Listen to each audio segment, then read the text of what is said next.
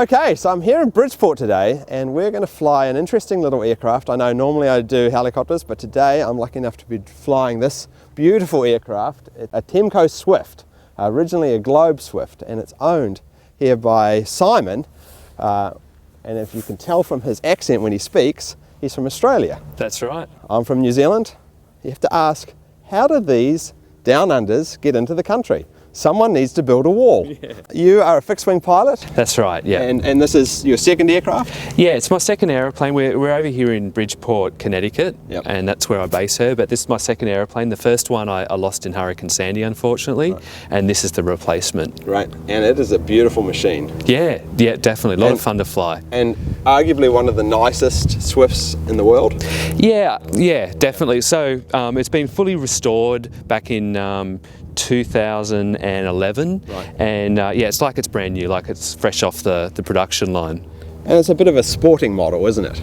Yeah, so it's had quite a few enhancements. One of the most noticeable enhancements would have to be the cowling. Right. So it's got like an aftermarket cowling. Well, also the engine as well, because the original engines are what, 80 to 120 horsepower, weren't they? Right, so with the Globe they were originally 85 horsepower, and then when Temco took over they upped it to the 125 horsepower, which is what this originally had. Now it's got a 210 horsepower. So twice the horsepower, so it's quite a performance. Yeah, definitely. So let's have a quick walk around it before we get inside it. Let's start.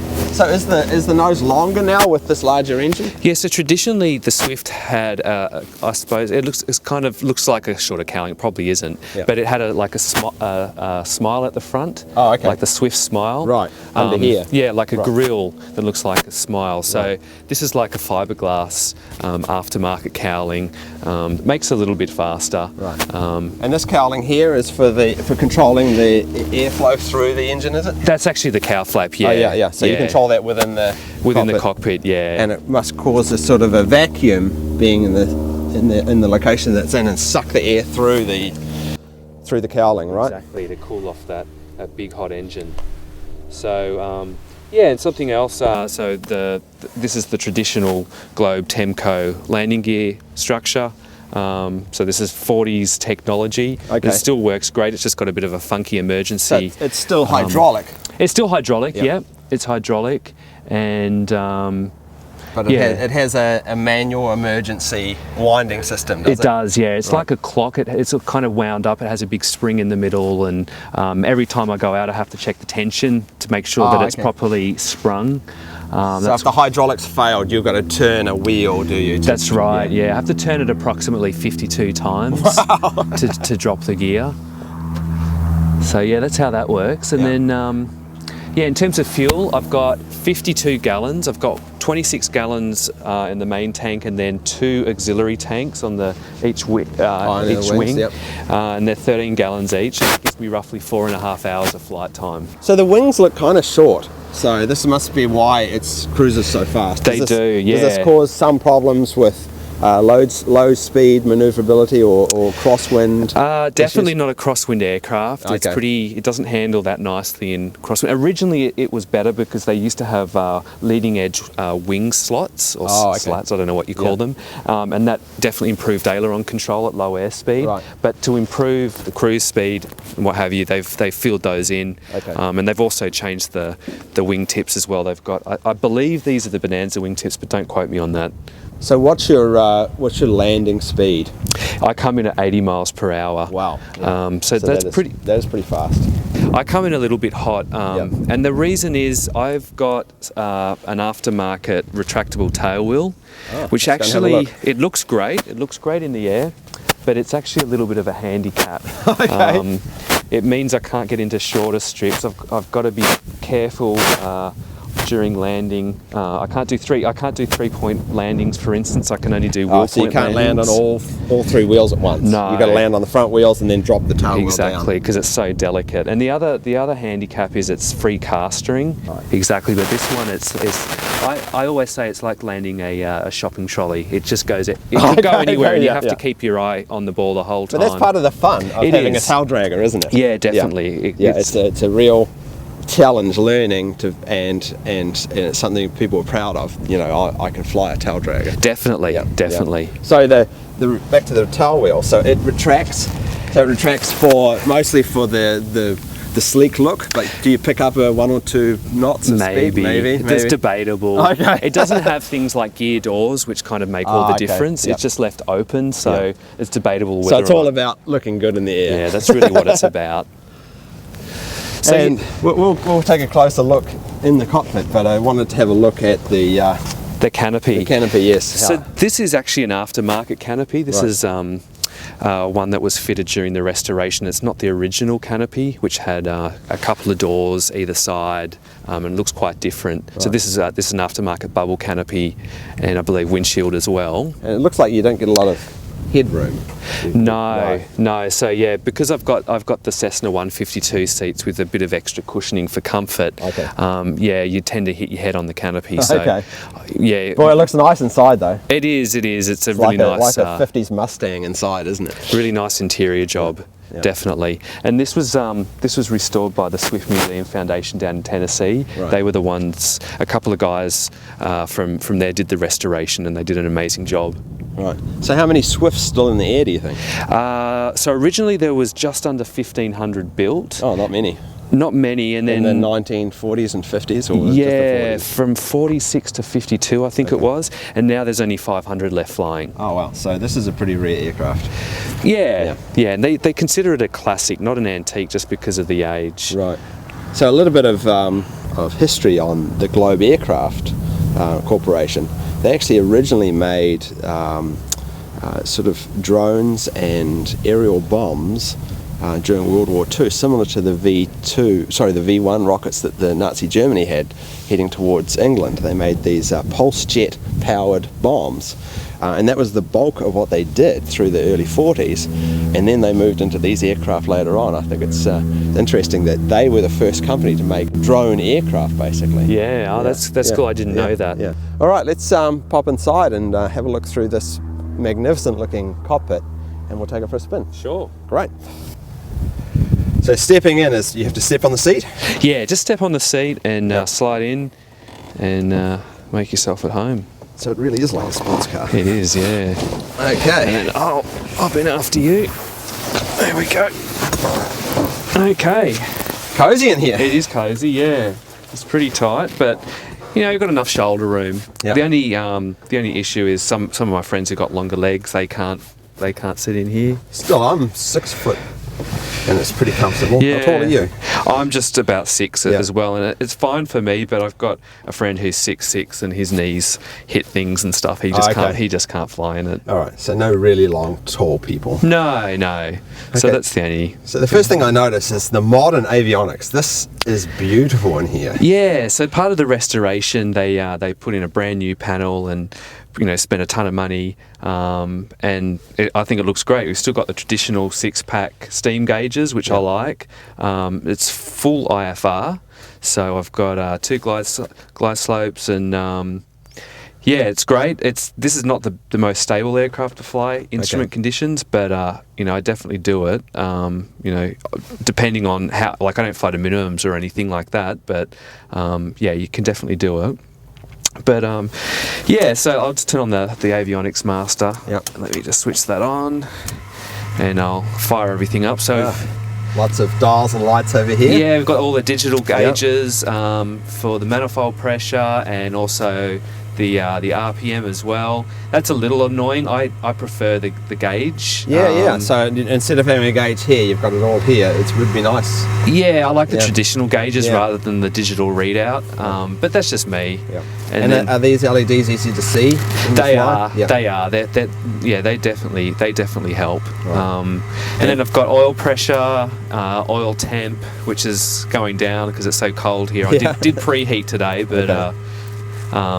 So they're all multi-function, I see. They are. They are. So this is the amps and volts for the alternator, and then over here, this is my fuel flow monitor, how much fuel I've burnt, and then this is just like a clock timer, outside air temperature, that kind of thing. Oh, it looks very Knight Rider. Yeah, so that's it's nice.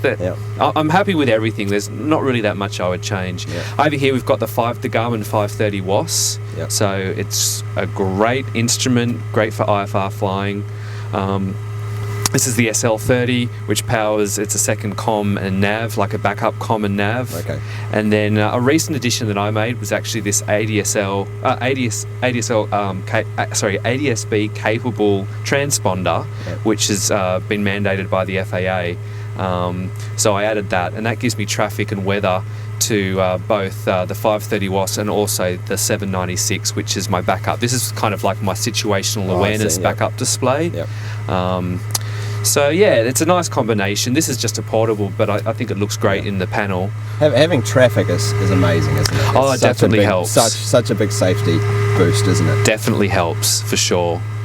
Yeah, so... And up here, this is the landing lights, is it? Yeah, so the two... I've got 3 green at the moment. Right. The 2 are the left and right main gear. Yep. And then over here, that's for the tail wheel. Yep. And then, yeah, this is orange while it's going up or down, while the gear's retracting. And then red in case there's a problem. Or actually, it does show red when it's actually up, when it's retracted as well. Okay. So... And how do you retract the landing gear? Normally there's a big... Yeah, it's this little handle over here. Okay. So I believe this is the original. So this is for the landing gear, and this is for the flaps here. So, is the flaps more or less an on and off type deal? Yeah. You can have partial flaps, but the way that I fly it is just either all or nothing with the flaps. Right. Yeah, and then you've got a throttle. This is the throttle. This is the variable pitch propeller. Oh, that's cool. Or controllable pitch. Yep. So that was another addition, and then the mixture, and this is the cowl flap control for the cowl flap. That we looked at earlier on. Yeah. And so, in a cold day like today, would you generally have the cowl flap mostly closed? So during ground operations, I'll keep it open, but once I get in the air, I'll definitely close it. I see. Just depending on the oil temperature, but also the CHT temperature. That's the cylinder head temps. So that's showing all cylinder. Oh, sorry. So that's showing all 6 cylinder. It just flicks through it, does it? Yeah, it just flicks through. Let me just go back to, I think it's this one here, but yeah, they just show all 6 cylinder EGTs, which is so you're looking for a certain temperature, and then if it gets above a certain point, you open the cowl flap a little more. Yeah, correct. So for the CHTs, I like to keep it well below 400 Fahrenheit. Right. So that's how I can control it. And then for the oil temperature, I like to keep it below 200 Fahrenheit on a hot day. I don't let it get anything near that. Sure. I wouldn't imagine an aircraft like this with such short wings would be a great glider anyway. That, and also I've got the heavy engine up front, so it just drops like a lead balloon. Okay, if good the to know. engine quits. Good to know. Yeah. Get my parachute on. Yeah, exactly. Well, it's a great instrument panel. Yeah, definitely. I'm really happy with it. I'm really happy with the job that they did. And here we got the fighter stick. We do, yeah. So this is like an aftermarket modification. Originally, the Swifts came with a yoke. Right. And a lot of Swifters, people who own Swifts, they take out the yoke and replace it with a stick modification. That's what you guys call yourselves? The Swifters? Swifters, yeah. Swifters. So this one's got an electric trim here, a trim that I can adjust nose up or nose down. Display here? That's that display. Oh, yep. And then I've got other things like that's the push to torque mechanism. Okay. And I believe these other buttons are just disconnected. Drop the bombs, fire the guns. Exactly, exactly. That's what you'd use them for. Yeah. So. Yeah. And so when you're taxiing,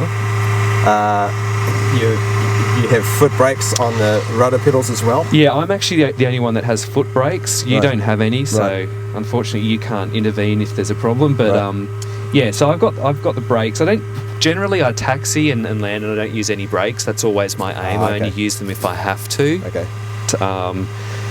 And so you're steering with rudder control most of the time? I am, yeah. So taxiing and steering, I'm using the rudders purely by rudder. You have to give it a bit of throttle to get the air flow just over the little rudder. bit, yeah. Just a little bit. And then over here in the centre, we have the fuel gauge. I've got I see. left and right for the auxiliary tanks. They're both empty at the moment. Okay. Because we're not doing any cross-country flying. But this is the main here. This is that looks a bit original. That one. This one does. I don't know if it is or not, off the top of my head. It's a nice-looking gauge. But yeah, it's been very accurate. But of course, you never rely on it. You always check fuel and time exactly. And this is the actual fuel Switch. Yeah, exactly. So now it's on the main. You can choose left or right. It's got a bit of a funky fuel system in that you have to run it for 45 minutes off the main to drain it, and then you switch over to either the left or right. And run for half an hour from that, and that will pump fuel back into the main in parallel. Wow. So that takes a bit of remembering to do all that, doesn't it? Yeah. So it's a bit of a funky system. I know other aircraft have a similar system like that, but it works well. You just have to keep your timer going. So you'd actually see the centre drain, and then you switch to a left or right, and you'd actually see the centre rise again. Exactly. Wow. It starts to go back up. Wow, that's cool. Yeah. And this is the emergency gear. Oh yeah, that we talked about. That you turn, and there's the... What was it, 50 turns or something? Yeah, exactly. 52 turns, approximately 50 to 52 turns. That's quite a workout. To get it. While trying to fly the aircraft. It is. Yeah. It is. Yeah, I have done it once before, not just when the aircraft was up on jacks, to try it out. Right. And is it easy enough to turn? Yeah, it's easy enough to turn. It's just around the centre, it starts to get a little bit tight when it's right at the centre, and then when it's beyond centre, then it's a lot easier. Okay. So... it's very cool cockpit, and to finish off, we've got a little bit of room in the back here. Yeah, I should have brought a gorilla. We could have put a gorilla in the back. I know. What a fool I was. Tui could have gone. Tui could have gone in the back. Yeah.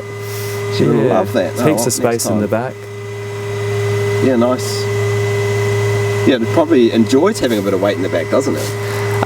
For the CG, yeah, definitely would help because the engine's because it's an aftermarket engine, it's quite heavy. So there's no Swift conversions with a seat in the back. I guess it's a little tight. I don't know about that. I've never seen any. I know that there are some Swifters who have put another auxiliary fuel tank in the back. Oh, okay. But some people don't like them because you've got fuel in the cockpit area and that's that never kind gonna, of thing. Yeah. So. Right, fantastic. Let's take her for a spin. Sure, let's take her out. Great. You're rolling. Yeah. Let's do this. Okay, so let's go through the checklist. So the before start checklist, we've done the pre-flight. You've flown with me before, let's just assume. So you've been briefed. Seats and seat belts are all good. And fuel selector is on mains, which it is, I can feel it. Cowl flap is open. Landing gear lever is down. Circuit breakers are all in. Avionics master is off. The master switch is off. And the ignition switch is also off. Okay, so we're good. Now engine start, master goes on, so I just turn the battery on, not the alternator. Mixture can go rich. Throttle we do full open. Now we're going to go over to here and look at the pressure and give it a bit of a prime till it stabilizes. There we go, that's stable. The throttle goes cracked, just give it a little bit. Now brakes are set. Stick needs to go full back, so let me just push this and we start her up. Clear!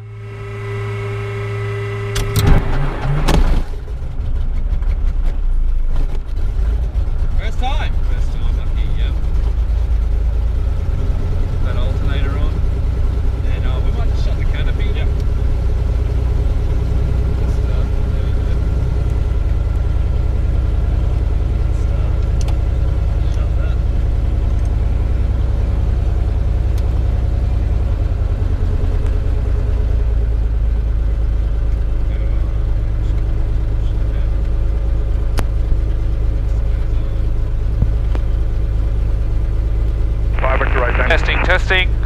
Testing.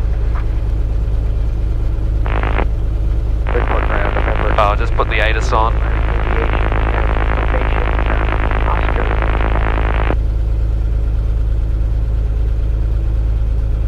You can hear me okay? I can hear you loud and clear. How do you hear me? I hear you fine. Proceed, heliport flat stop there, space north of Bridgeport is active. Advise initial contact, you have information. Okay, so let's just continue the checklist. The alternator switch is on.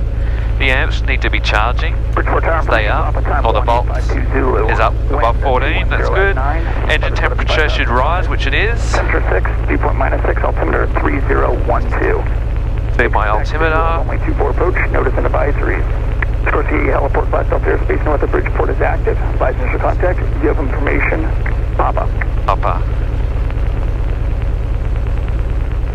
Bridgeport tower information, 52 Zulu. Wind 210 at 9. Weather's better than 5005.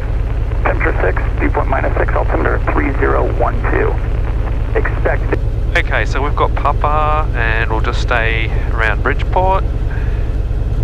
It's fine. And transponders on alt, and we can go up and do our run up. So you're all set? All tower again. Yep. Okay.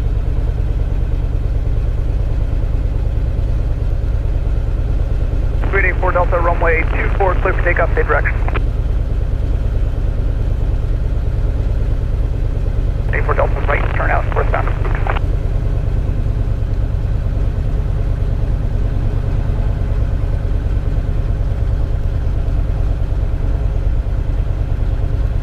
Yeah, there's not a lot of headroom, is there? No, it's pretty tight. Yeah, the reason I do these straps so tight is during if there's any turbulence. Yeah, right. You really need to be strapped tightly in. So your view forward, the engine's blocking your view forward, so you sort of squiggling the tail backwards and forwards to see where you're going, are you? Yeah, we're in a bit of a confined space here, so I'm just doing very slight S-turns. Right. Or drunken S-turns. Yep. Just to kind of see where I'm going. So we're just going to make a quick turnaround here on Delta when we turn the runway. 88 Mike Zulu, Roger. If you want, you can make the left turn there onto Hotel, onto 11 and hold. It really does respond to the rudder pedal, doesn't it? It does, yeah. I'm only at 1100 RPM or so, so On runway. yeah, it's quite a responsive little rudder. So is this your first tail dragger? No, this is my second. Okay. So you're an expert. I wouldn't say that. I definitely wouldn't say that. I learnt in a high wing tail dragger and technique. Well, the technique's the same, but it just flies differently. Right. And getting used to a low wing tail dragger, that was kind of my struggle. You want us to cross here and then just hold short, correct? So what's your biggest challenge in this You don't aircraft? even need to cross. You want to make the Ground, just all my problems are on the ground in this aeroplane. Just seeing, making sure I don't, like in the winter time with the snowbanks, the skimming snowbanks and things like that, it's really easy to do. It's just ground handling. In the air, everything's fine. It's an easy enough airplane to fly, but We'll continue holding short runway 24. Let me know when you're ready. that's my and when issue. you are, we'll get you. I'm just going to do the run up. Yeah, we're ready whenever you can get us out. We'll hold short of 248, Mike Zulu. 8 Mike Zulu, Roger. I'll start working on your release. Okay, so for the run up, fuel selector needs to be on main, switch it is, mixture goes rich, the brakes are held, stick goes full back. Now because I got this big engine, the 210, I can't go above 1700, otherwise it'll potentially nose over, and plus the brakes aren't strong enough. Well, I don't know if that's the issue, but basically 1700 is the max, the run up. So let me bring it up. 1700 is the max of the run up. What is the normal cruise RPM? I usually do like 26, 25, 2600 at cruise. So let's slowly bring that up. Go there, 1720, that's close enough. And then I'm just going to do the right mag, check that. That's a 40 RPM drop. Over to the left mag. Better in there. Are you ready for departure? Affirmative, ready for departure to Golf Whiskey. Number 2 Golf Whiskey, Roger. Runway 24, back taxi approved if needed. Clear for takeoff. Cleared for takeoff, we'll take the back taxi, runway 24, 22 Golf Whiskey, and we'll go over to Tower.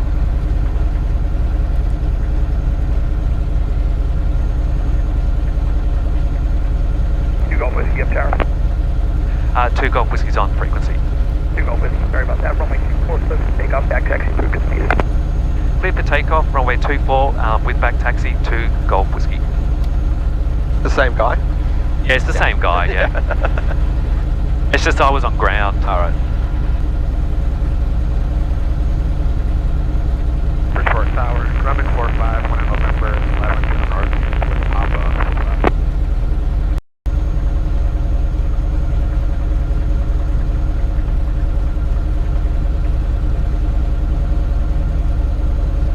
Okay, let's get her lined up.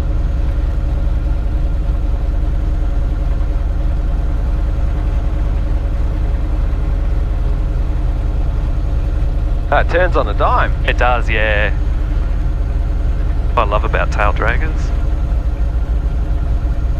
Hey, let's set the this to 2.4. She goes forward. Lights are on and we're cleared for takeoff.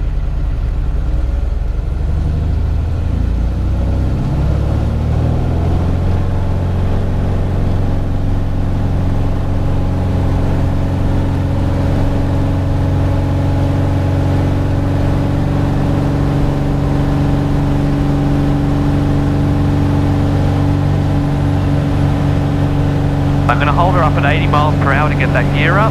Yep. Okay, gear is up. Oh, it just rockets into the air. Sure does, yeah. Now I climb out at 100 miles per hour. Bring that power back.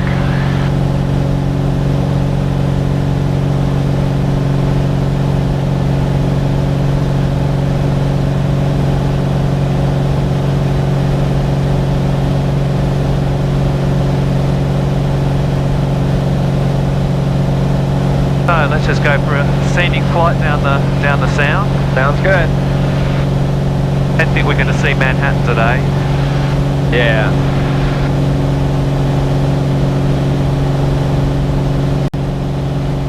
So at what point, wind's gusting, do you normally not fly? If it's over 15 knots, if I start getting crosswinds, that kind of thing, I start to think twice about going. Got it. Yeah. That's kind of my limit in this aircraft. Yeah, it's all about knowing your personal limits. You don't want to overdo it. Yeah. Very easy to get into trouble. It seems like quite a relaxing aircraft to be in once you're in the air. It does, yeah. Yeah, you've got no problem with long distances? No, I've flown it down to South Carolina, which is fun, and yeah, it's quite comfortable. 3 hours. Yep. 3 hour flight's kind of my limit though. Yep. Just because of the concentration and everything. I'll just level off here. Maneuvering, I just bring it down to 24 squared. Oh well, so that's leveled off. It feels like it's going down, doesn't it? This is level. So you get quite a good view once it's level. You do. Nose forward view. So we're 150 miles an hour. Not too bad. Yeah, that's nice. And this is cruise RPM. Yeah. So, it's a good cruising aircraft. Fast mover. Yeah, definitely. I have to say I'm very jealous of your aircraft. Oh, thank you. It's very cool. Newport Hotel. Yeah, she's a lot of fun. Definitely keeps me on my toes. Never a dull moment. There's always something. There's always something to fix as well. That's the only downside of it. Yeah, so maintenance is a little high, isn't it? Definitely. But if you take it to air shows, do you get a lot of interest? Oh, definitely. Whenever I land, there's always someone that comes up. Not just at air shows, but on any ramp. Oh, okay. There's always a lot of interest. And do people know what it is? Generally, yeah. Generally they do. Say I'm a Swifter. Oh, a Swifter, exactly, yeah. I'm a little shifty Swifter. A shifty Swifter, exactly. Yeah, we get a lot of good support from the Swift Museum Foundation. It's a really cool group of people. They help you with parts. Where is that located? That's down in Tennessee, in Athens, Tennessee. And yeah, you get a lot of really good support, good group of people. And yeah, the whole intention of the group is to keep the Swift alive and flying, and Swifts like this one, restore them so they can last another 70 years. Yeah. And is there any other Swifts in the area that you know of? There are. There's quite a few around. Yeah, just in the vicinity, and we catch up now and then. A few of the other Swifters. Yeah. and as you said, yours is one of the more modern. One that's been upgraded, yeah. A lot of them have had the bubble canopy conversion, the stick conversion. What about the engine? How many people have upgraded the engine? Yeah, quite a few. Quite a few have got the 210. Some are more geared towards the stock, but they prefer to keep everything kind of original, the stock cowling, stock panel, keep the yokes and everything. Yeah, they're not all as heavily modified as mine. So if you were going to ditch in the water, would you leave the wheels up? Yeah, you're best to leave the gear up and come in a little bit nose high, and and do a full stall landing. Something which I can't do a full stall landing on the ground just because I come in to do wheel landings. Right. But on the water, I definitely come in a little bit slower. Probably come in around 70, and then ditch with the wheels up. Yeah. So let me start slowing it down.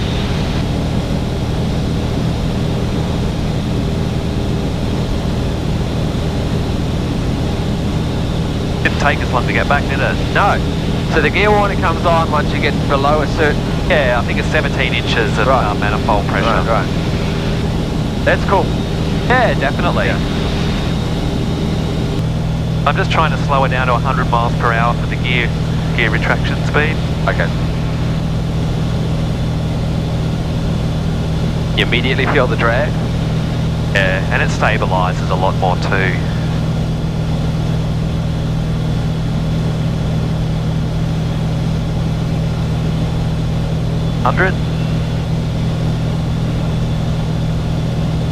Got 3 green, that's great. That's cool. That's so fast, isn't it? It is, yeah. It's a good And I noticed system. the flaps are very fast as well.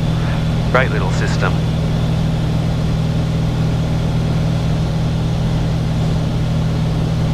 Now the gear's down, starts to add some power. I have to add some power because it'll just drop like a ton of bricks. Bridgeport Tower, Swift 22 Golf Whiskey, right down with 24. 22 Golf Whiskey, runway 24, clear to land. Clear to land, runway 24, 22 Golf Whiskey. C218 Alpha, roger, runway 24 at Hotel, taxi Alpha. Come forward, lights are on, and I'm clear to land. Wheelie in the pen.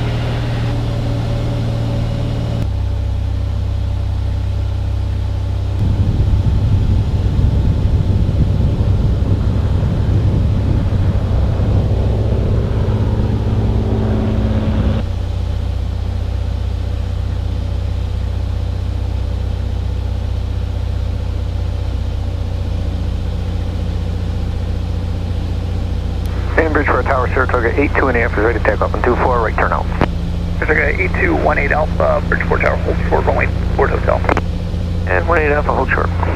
And Saratoga 18 Alpha, be advised, I reset the gate, it appears to be working. Do you mind just switching over? Beautiful. Listening, seeing if Yeah, you're that wasn't too bad. Just That was hold on one professional. Thank you you're very on the much. centre line.